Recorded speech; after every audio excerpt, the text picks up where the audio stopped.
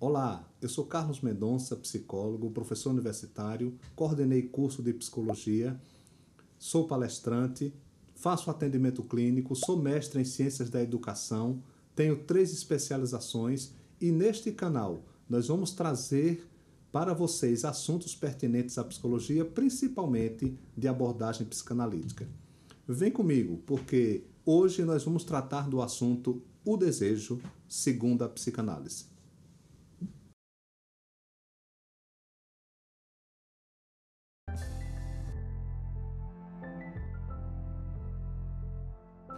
Como introdução ao assunto, devo informar que desde 1895, em Projeto de uma Psicologia Científica, Freud já elaborava o conceito de desejo em psicanálise, ainda que ele vivesse os tempos e os escritos pré-psicanalíticos. Mas afinal, o que é o desejo? Freud vai se utilizar de um termo alemão, Wunsch, para significar o desejo. Nesse sentido, essa palavra, que é traduzida como desejo, ela tem o significado de o retorno a traços de memória que o sujeito viveu. Então, o desejo vai ser sempre o retorno a uma experiência vivida pelo sujeito. Ele viveu aquela experiência, ficou esse traço no seu psiquismo e ele precisa repetir essa experiência para que o desejo se realize. É nesse sentido que nós vemos pessoas, por exemplo, que tiveram infância sofrida, como, por exemplo, um tema bem atual, violência doméstica, crianças que viram violência doméstica nos seus lares, mulheres que viram suas mães sofrendo violência doméstica, muitas das vezes, quando adultas, elas buscam parceiros que repitam aquela mesma violência, porque é o traço que ficou no seu psiquismo, ela não sabia o que é certo e o que é errado, foi exposta àquela situação, e esse traço psíquico que ficou lá no seu inconsciente precisa ser repetido para que ela tenha a experiência, para que aquele desejo do que foi introjetado nela se repita também na sua vida. Então, o desejo, portanto, Freud vai falar a respeito dele quando ele fala do objeto. Interessante que Freud fala da falta do objeto e Lacan fala do objeto da falta. Parece que é um trocadilho, que é a mesma coisa, mas não é. A falta do objeto, quando Freud fala, ele fala do objeto perdido, do objeto fugaz, do objeto que é inacessível.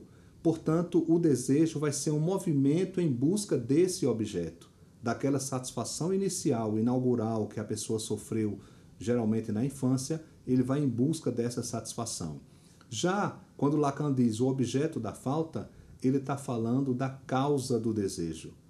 É esse objeto que falta, que vai causar o desejo do sujeito buscar essa satisfação. Qual seria, então, a origem do desejo? Seria esse objeto faltante, segundo a psicanálise freudiana.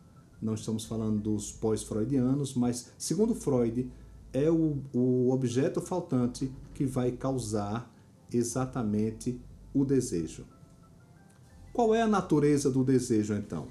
Primeiro, ele é inconsciente, certo? O sujeito não tem consciência de que tem esse desejo.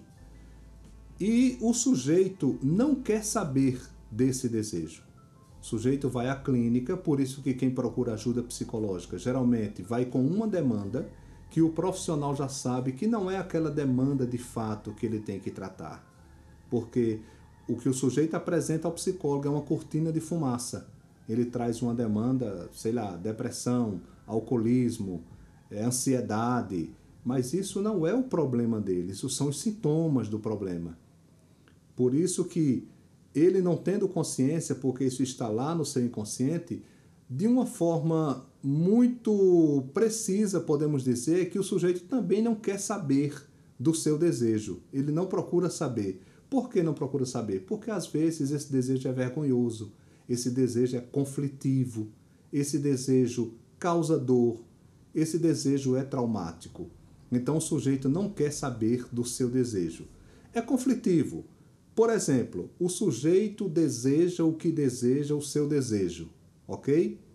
O sujeito deseja o que deseja o seu desejo, mas ao mesmo tempo o sujeito se defende desse desejo. Temos aqui então uma situação muito interessante em que existe a força do desejo e existe a defesa contra esse mesmo desejo. Desta maneira, o sujeito vai viver nesse conflito constante.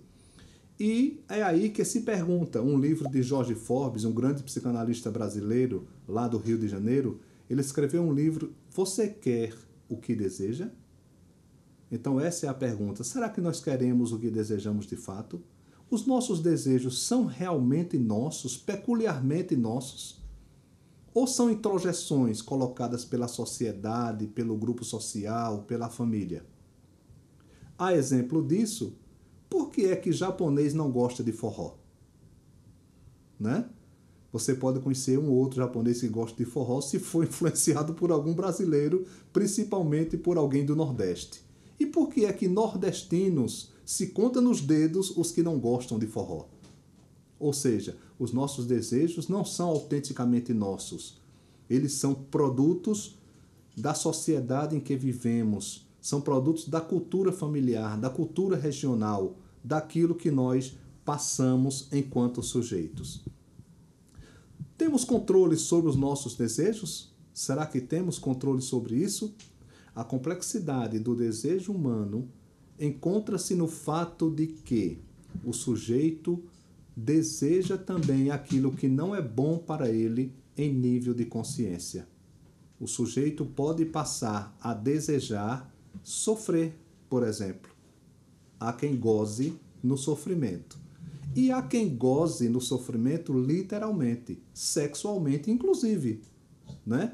Então o sujeito pode desejar sofrer. Conheço a história de um paciente que, ainda quando muito pequeno, com 3 anos de idade, os pais se separaram. E o que acontece? Geralmente, filhos de pais separados, inconscientemente, sentem-se culpados por essa separação. O que aconteceu com esse rapaz foi exatamente isso. Ainda muito criança, ele começa a desenvolver uma atitude de autopunição.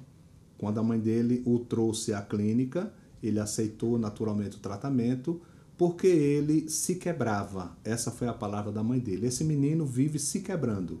E esse rapaz caía constantemente, já tinha feito inúmeras cirurgias. E a última tinha sido de uma queda que ele teve num esporte radical.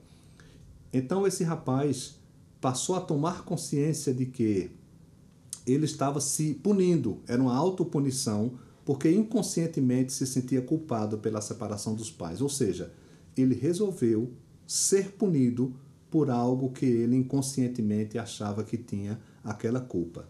O sujeito pode resolver ser doente também. Por exemplo, os hipocondríacos são muito assim, né?